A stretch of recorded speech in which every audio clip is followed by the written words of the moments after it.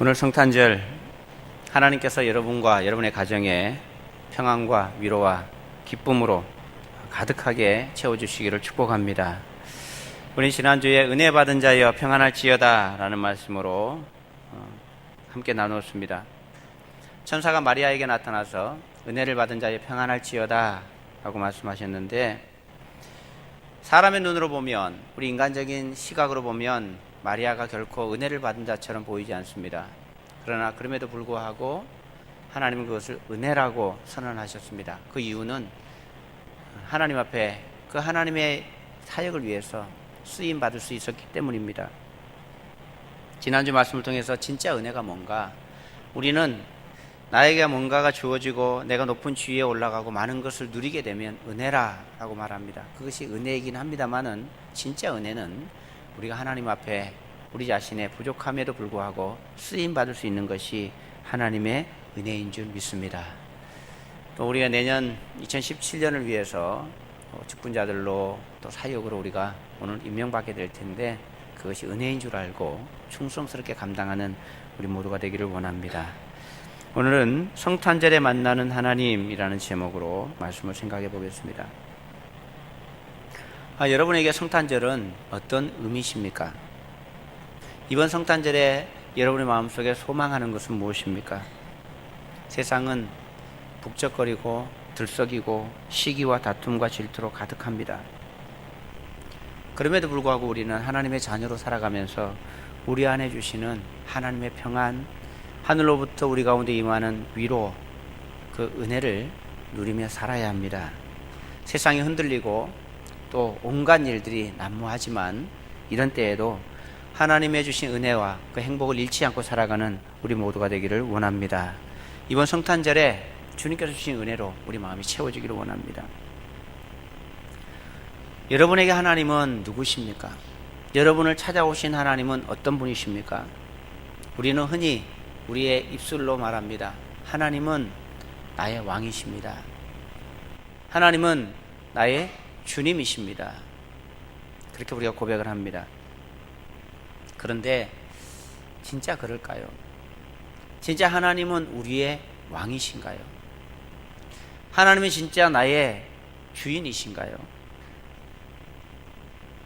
하나님이 왕이시고 하나님이 주인이시다라고 고백하면서도 진짜 내 인생에 하나님께서 주인이시고 왕이신가 하는 겁니다. 우리 마음대로 내 원하는 대로 하는 것 같아요. 내 감정대로, 내가 하고 싶은 대로,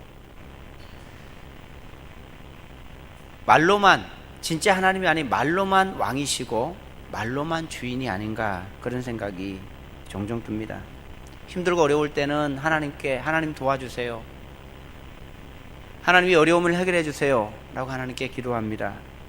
무엇인가 필요할 때도 하나님께 나와서 하나님 이것을 주세요, 저것도 주세요 라고 기도를 합니다.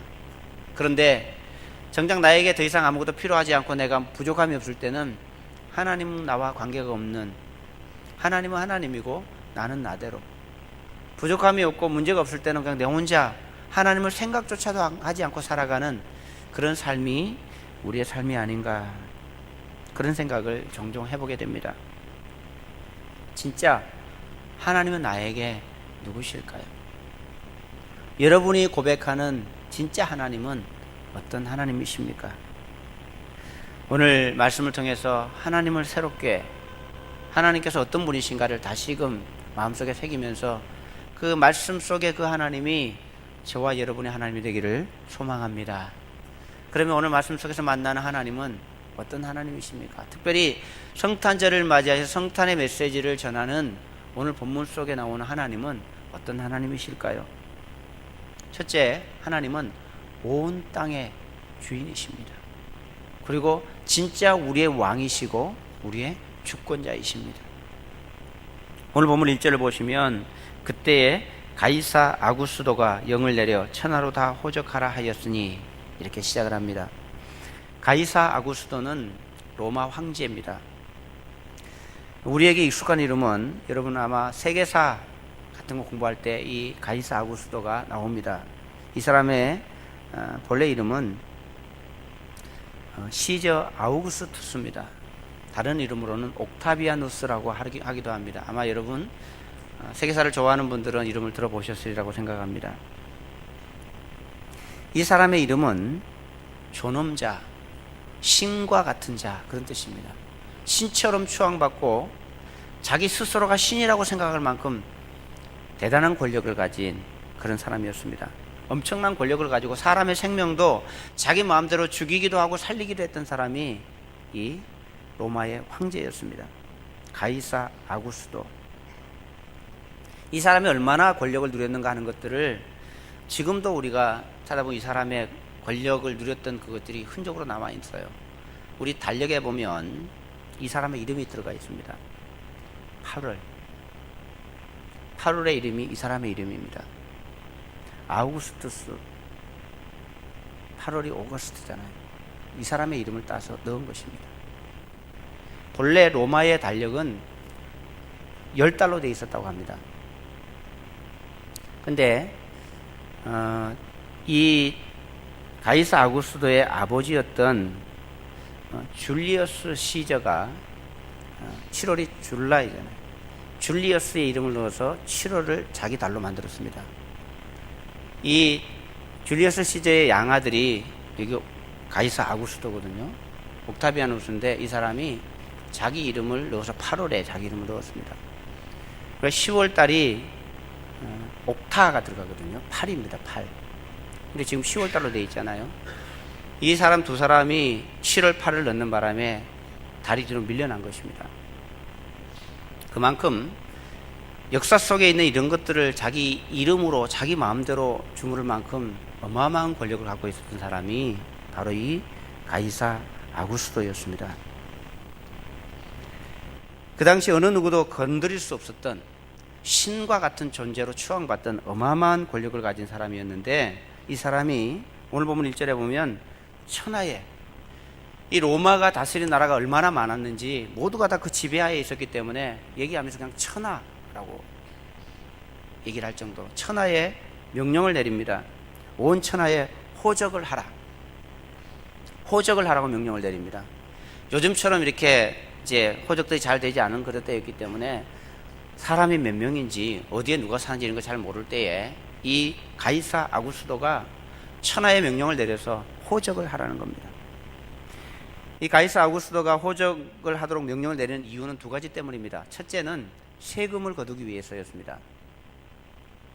두 번째는 병력으로 동원하기 위한 인원을 파악하기 위해서 호적을 하라고 한 것입니다. 이 가이사 아구스도는 자신의 목적대로 자신의 계획대로 호적령을 내렸습니다. 그러나 이 가이사 아구스도가 그 당시에 보면 온 천하의 왕인 것처럼 보이지만 진짜 왕은 하나님이십니다. 이 가이사 아구스도가 전혀 그런 사실을 눈치채지 못하고 호적령을 내렸습니다. 그런데 이 호적령을 내린 이것이 하나님의 일을 위한 것임을 자기는 몰랐을 것입니다. 지금 성경에 보면요, 이제 메시아가 올 때가 됐습니다. 마리아에게 잉태하여 메시아가 태어날 것이라고 이제 예언을 했는데, 그리고 이미 마리아는 만삭이 되어 가고 있습니다. 그런데 성경에 보면 이 메시아가 태어날 때가 지정되어 있습니다. 미가서에 보면 베들레헴이라고 하는 곳에서 태어날 것이라고 성경에 예언이 되어 있어요. 그런데 지금 요셉과 마리아는 어디에 살고 있는가 하면 나사렛이라는 곳에 살고 있습니다. 메시아가 베들레헴에서 태어나야 되는데 마리아는 나사렛에 있습니다. 이 나사렛에서 베들레헴까지 거리가 약 150km 정도 된다고 합니다. 경주 우리 교회에서 출발하면 한 김천까지쯤 가면 150km 정도 될 것입니다. 요즘에야 차로 가면 1시간 반이면 갈 수 있는 거리지만 그 당시에 걸어서 나귀를 타고 이렇게 가면 엄청난 시간이 걸리는 거리입니다. 임신을 한 여인이 무엇 때문에 베들레헴을 가겠습니까? 갈 이유도 없고 갈 수도 없는 상황이에요. 누가 권한다고 그 먼 거리를 여행을 하겠습니까? 몸이 어떻게 될지 모르는데. 그런데 하나님께서는 이 가이사 아구스도에게 호정령을 내리도록 하신 것입니다. 어느 누구도 거부할 수 없는 어마어마한 권력자가 가서 자기 고향에 가서 다 호적을 해라. 그래서 요셉의 고향이 자기 호적지가 베들레헴이에요. 그래서 그를 따라서 베들레헴에 가야 한 상황은 아니지만 어쩔 수 없이 가야 되는 상황이 된 것입니다. 누구도 거역할 수 없는 신이라고 추앙받을 정도의 권력자 가이사 아구스도가 명령을 내렸는데 이것은 하나님의 계획 속에 들어가 있는 거예요. 자신은 모릅니다. 가이사 아구스도가 어떤 마음으로 이 명령을 내렸겠습니까? 어느 날 누워서 생각을 해봅니다. 이 땅의 백성들이 얼마나 되지? 세금이 지금 걷어들이는 것이 적당한가? 우리가 전쟁이 일어나면 얼마만큼의 군사들을 동원할 수 있는가? 이런 생각하다가 아주 중대한 결정을 내렸습니다. 천하에 호적을 해서 사람들을 파악해봐라. 그런데 여러분, 이 가이사 아구스도가 내린 이 명령이 얼마나 정확한가 하는 것입니다. 마리아가 조금 더 일찍 출발했으면 갔다 와서 나사렛에서 날 수도 있잖아요. 자기 집에 돌아와서. 하나님께서 정확하게 가이사 아구스도에게 명령을 내립니다. 당시에 신처럼 떠받들어졌던 이 왕이 자신도 알지 못하는 사이에 하나님의 뜻을 이루는 하나의 도구, 소품으로 사용되었습니다. 자기가 최고라고 생각했던 이 가이사 아구스도가 그 사실을 알았다면 어떤 마음이었을까요? 이 땅의 최고의 권력자였지만 그가 자신의 목적대로 자신의 생각대로 자기 나라를 이끌어 간다고 생각하고 있는 그 이면에 하나님의 손길이 그를 도구로 사용하셔서 하나님의 역사를 이루어가고 있는 사실이 오늘 성경 속에 기록되어 있는 것입니다. 이 땅의 어떤 권력자들도 왕들도 어느 누구도 다 하나님의 손 안에 있음을 믿습니다. 아울러서 저와 여러분도 하나님의 손 안에 있는 것입니다. 내가 내 목적대로 내 계획대로 살아가는 것 같아도 하나님의 계획이 서 있는 곳에 우리가 그곳에 도구로 사용될 수 있습니다. 이 땅에 가장 강력한 나라로 인정받는 미국, 그 나라의 왕은, 그 나라의 대통령은 자기 목적대로 자기 주관대로 뭔가를 실행해 갈 것입니다. 그러나 역사의 주관자는 하나님이시고 그 일을 이루시는 분은 우리 하나님이십니다. 모든 것이 하나님의 손 안에 있음을 기억하시기 바랍니다. 이 땅도 마찬가지입니다. 대통령과 정치 지도자들의 문제로 나라가 들썩거리지만 그 이면에 하나님의 계획이 서가고 있음을 알아야 합니다. 그래서 우리가 기도하는 것입니다. 하나님의 선하신 뜻이 이 땅 가운데 세워져 가도록, 그래서 우리가 기도하는 것입니다. 우리 모두가 다 왕들뿐만 아니라 이 자리에 있는 저와 여러분도 하나님의 손 안에서 하나님의 은혜 가운데서 우리의 인생길을 걸어가는 그런 삶인 줄 믿습니다. 우리가 다 도구예요. 그런데 정말 중요한 것은 뭔가 하면요, 우리가 하나님의 도구로 살아가는데, 하나님의 목적 안에서 우리가 살아가는데 그 가운데서 우리가 어떻게 사용되느냐 하는 거예요. 하나님의 선하신 도구로 쓰임을 받는지 아니면 악한 도구로 쓰임을 받을지, 그것이 문제입니다. 이 땅을 지나왔던 수많은 권력자들이 자신이 최고가 되어서 이 땅을 자기 손으로 주무리는 것처럼 자기 목적대로 이 땅을 이끌어왔다고 생각하는 사람들이 역사 속에 많이 있습니다. 그런데 그들의 이면에 하나님의 손길이 함께 했습니다. 과거 역사 가운데 가장 강대한 제국을 누렸던 바벨론, 온 땅을 다 집어삼키고 당대 그 바벨론의 왕을 어느 누구도 대적할 수 없었던 그 왕, 여러분 그 나라의 왕이 무엇 때문에 세워졌는지 여러분 아십니까? 바벨론 나라가 생기기 전부터 하나님은 그 나라에 대한 예언을 하셨습니다. 북방에서 한 나라가 세워져서 이스라엘이라고 하는 조그만 나라 때문에 그 나라가 하나님을 떠나서 자기 마음대로 하나님의 뜻대로 살아가지 못하는 것을 보고 그들을 징계하고 그들을 바로 세우기 위해서 북쪽에서 한 거대한 나라를 세워서 이 땅을 지배하게 하고 그들을 다시 흔들어서 하나님의 사람, 하나님의 백성들로 삼기 위해서 도구로 사용하실 것이라고 하나님께서 미리 말씀하셨습니다. 그 가운데 바벨론 왕 가운데 고레스라고 하는 왕이 있습니다. 하나님께서 이 고레스가 태어나기 전부터 하나님께서 예언해 둔 것이 있습니다. 이스라엘 백성들이 바벨론의 포로로 잡혀갔다가 70년이 차면 자기 나라로 돌아오게 될 것이다 라고 예언해 두었습니다. 선지자를 통해서. 그 사실을 까마득하게 모르는 바벨론 나라의 왕 가운데 고레스라고 하는 사람이, 바벨론이 바뀌면서 페르시아로 바뀌면서 고레스라고 하는 왕이 세워집니다. 이 왕의 정책은 뭐였는가 하면, 이 사람은 하나님을 믿는 사람이 아니었습니다. 근데 이 왕의 정책은 평화 정책이었습니다. 포로 나라들에도 이렇게 관용을 베풀고 그들의 문화와 그들의 종교와 그들이 살아가는 것들을 인정해주는 그런 정책을 편 사람이 고레스였습니다.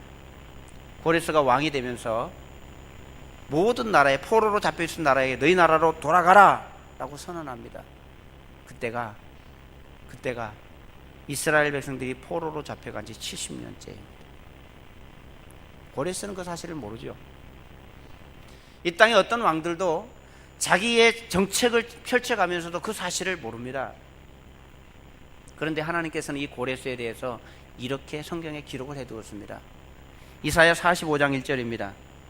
여호와께서 그의 기름 부음을 받은 고레스에게 이같이 말씀하시되 내가 그의 오른손을 붙들고 그 앞에 열국을 항복하게 하며 내가 왕들의 허리를 풀어 그 앞에 문들을 열고 성문들이 닫히지 못하게 하리라.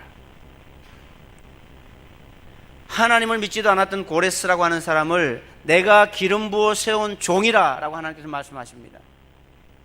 이 땅의 최고의 권력자들도 하나님의 손 안에 있습니다. 아울러 지금 이 자리에 있는 저와 여러분도 하나님의 손 안에 있음을 믿습니다. 우리가 모두가 다 내가 최고라고 생각하고 내 마음대로 내 계획대로 나의 삶을 내가 영위해 간다고 생각하고 있을지 모르지만, 세상의 최고의 권력자들도, 신이라고 추앙받는 그들조차도 하나님의 손 아래 붙들림 바 되어 있는 온 땅의 왕은 하나님이셨습니다. 그리고 지금도 하나님은 그 일을 이루어가고 계십니다. 그 역사 가운데 어떤 사람은 하나님의 선하신 도구로, 어떤 사람은 하나님을 대적하는 악의 도구로 쓰임을 받았습니다.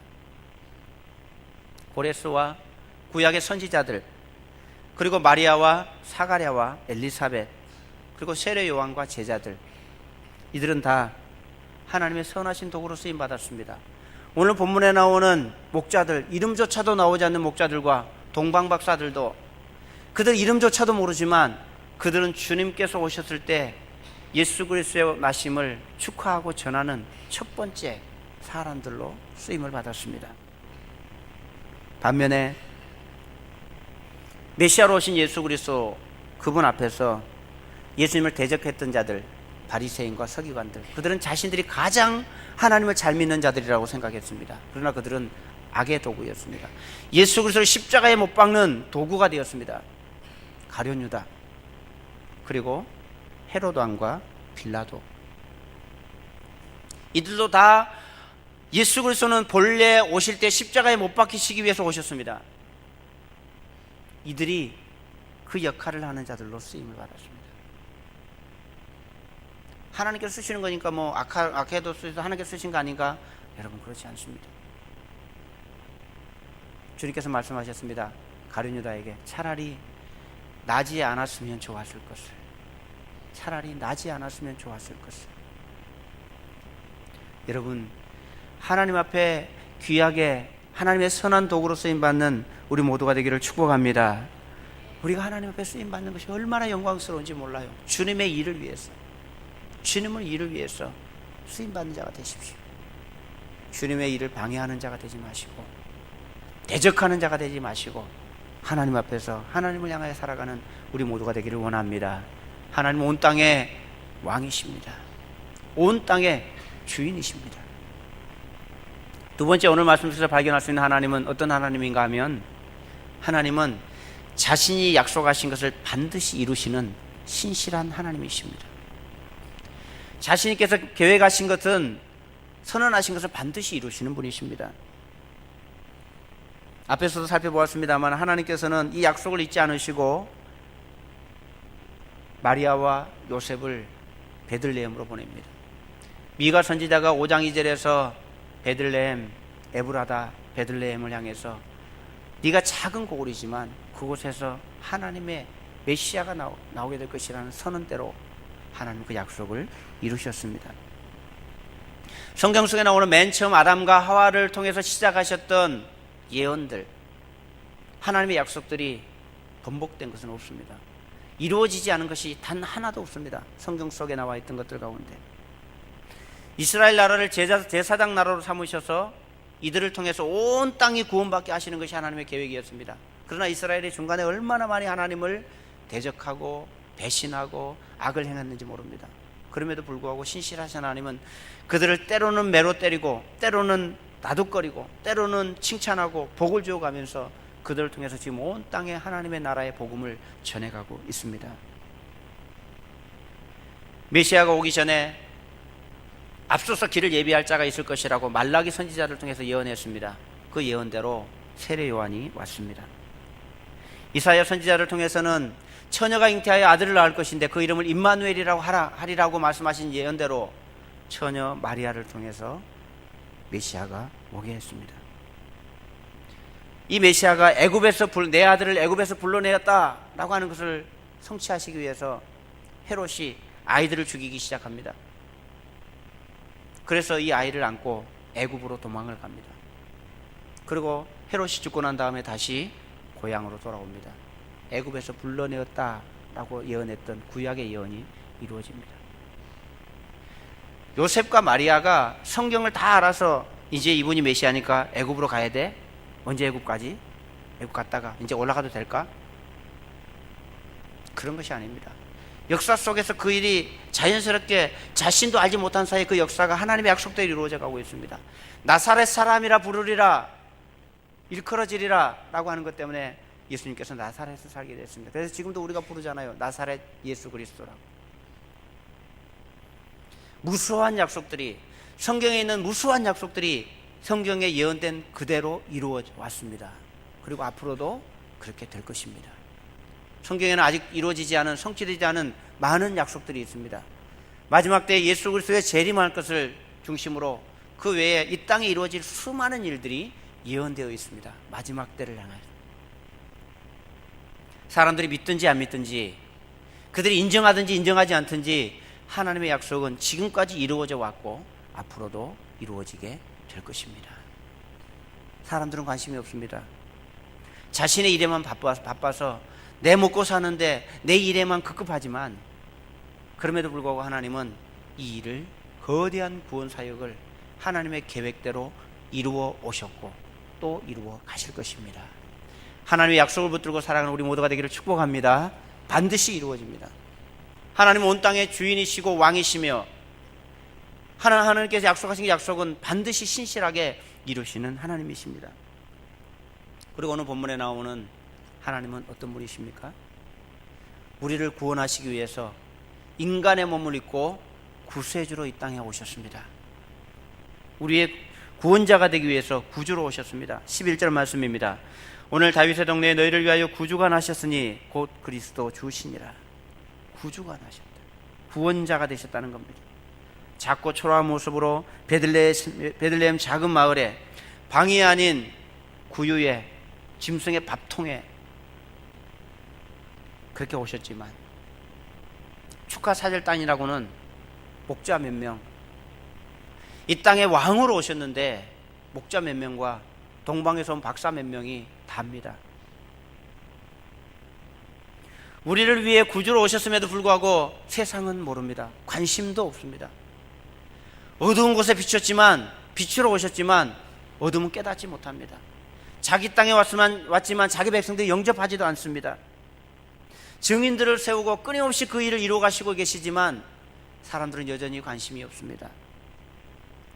그러나 지금도 그 구원의 역사는 세계 구석구석에서, 온 땅 구석구석에서 그 일이 이루어져 가고 있습니다. 우리 경주 시내 어느 커피숍 한쪽 구석에서 예수 그리스도를 알지 못하는 한 사람을 만나서 누군가가 예수 그리스도를 전하고 영접을 시킵니다.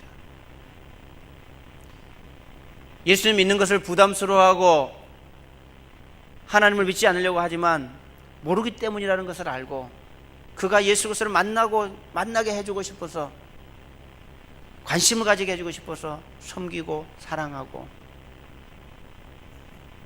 그래야 될 이유가 전혀 없음에도 불구하고 그를 위해서 새벽마다 엎드려 기도하는 그 일이 지금도 이 땅 가운데 이루어져 가고 있습니다.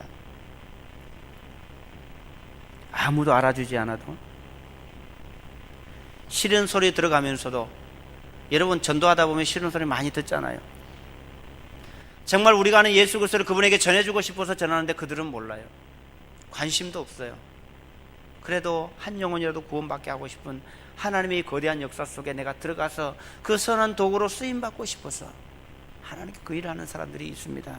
그들이 하나님 나라의 선한 주인공들입니다. 예수 그리스도가 구주 되시도록 그분이 우리의 구세주라고 하는 사실들을 이 땅에 알리는 일에 우리가 쓰임받고 있는 것입니다. 아무도 알아주지 않아도 그 일에 동참하여서 하나님의 나라를 만들어가는 복된 성도들 되기를 축복합니다. 여러분, 우리가 이 세상을 살아가면서 누리는 가장 큰 은혜, 우리가 이 땅에서 발견하는 가장 큰 발견은 여러분 무엇일까요? 1800년대 영국의 의사 가운데 심프슨이라고 하는 사람이 있습니다. 산부인과 의사입니다. 이 사람이 산부인과 의사였기 때문에 아이를 낳을 때마다 고통스러워하는 엄마들을 보면서 마음속에 좀 고통 없이 아이를 낳을 수 있는 방법은 없을까, 이런 걸로 고민을 합니다. 어느 날 성경을 보다가 하나님께서 하와를 만드실 때 아담을 잠재우시고 그 가운데서 갈빗대 하나를 취해서 여자를 만드는 장면을 보았습니다. 갈빗대 하나를, 자기는 의사니까 알거든요. 갈빗대 하나를 빼내는 게 얼마나 어마어마한 수술인지. 근데 아담이 고통 없이 그 수술을 받는 것을 보고 아이디어를 얻었습니다.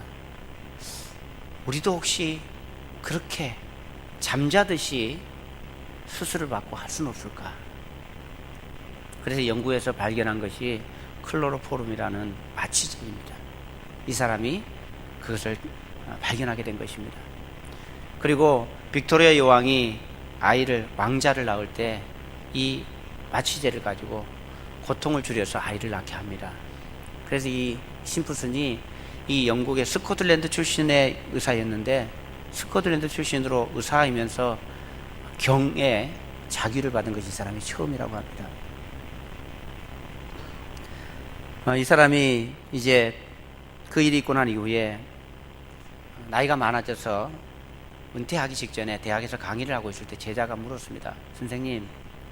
선생님이 이 땅을 살면서 가장 위대한 발견을 했던 것은 무엇입니까? 그랬더니 심프슨이 내가 살아오면서 이 땅에서 가장 위대한 발견은 클로로포름을 발견한 것이다 라고 말하지 않고, 내가 이 땅에서 발견한 최고의 것은 내가 죄인이라는 사실과 예수님께서 나를 구원해 주셨다는 사실이 내가 발견한 최고의 발견이었다 라고 고백을 했다고 합니다. 여러분, 이 땅에 우리가 많은 것을 누리고 위대한 일을 우리가 만들어갈 수 있을지 모르지만 그 가운데 최고는 예수 그리스도가 나의 주님이시라는 사실입니다. 나의 구주가 되셨다는 그 사실을 아는 것이 가장 위대한 발견인 줄 믿습니다. 사랑하는 여러분, 많은 분들이 교회를 다녀요. 그런데 어떤 분들에게는 교회는 다니는데 예수님이 그분의 구세주는 아닌 것 같아요. 교회를 다녀도 예수님이 주인이 아니고 천국에 갈 수도 없는 사람들이 교회 안에 많이 있는 것 같습니다. 교회를 5년, 10년, 20년을 다녔는데 천국 갈 수 있겠습니까? 그러면 자신이 없어요. 여러분, 예수님께서 이 땅에 왜 오셨는지 아십니까? 천국에 갈 수 없는 우리를 구원하셔서 구주가 되셔서 우리를 하나님의 나라에 하나님의 백성 삼으셔서 천국 가도록 그 일을 하시기 위해서 주님께서 오셨습니다. 그리고 그 일을 전하기 위해서 수많은 증인들을 보내서 지금도 그 일을 해 오셨어요. 그것이 주님께서 오신 목적입니다. 성탄의 목적입니다. 그런데 교회를 안 다니고 밖에 있는 사람은 말할 것도 없죠. 그들은 당연히 하나님을 모릅니다. 그런데 안타까운 사실은 교회 안에 와서 하나님을 믿고 예배를 드리고 예수 그리스도를 고백하고 찬송 부르고 기도하는 우리들 가운데도 그런 분들이 계시다는 사실. 세상의 가치처럼 하나님은 모든 신 가운데 한 분이시기 때문에 불교를 가든지 마호멧을 믿든지 예수님도 그 중에 한 분이니까 그냥 믿는, 여러분 그렇지 않습니다. 하나님은 온 땅의 주인이십니다. 우리가 구원에 이를 수 있는 유일한 길은 예수 그리스도 한 분밖에 없습니다. 이 예수 그리스도가 우리의 구주가 되지 않으면 우리는 오늘 이 자리에 와서 예배드리는 것이 아무런 의미가 없어요. 아무런 의미가 없어요. 예수님은 구주십니다. 구주십니다. 천사가 이 사건이 얼마나 놀라운 사건이었는지 천군 천사들이 이 사실을 하늘에서 노래합니다. 10절 11절입니다. 천사가 이르되 무서워하지 말라. 보라, 내가 온 백성에게 미칠 큰 기쁨의 좋은 소식을 너희에게 전하노라. 오늘 다윗의 동네에 너희를 위하여 구주가 나셨으니 곧 그리스도 주시니라.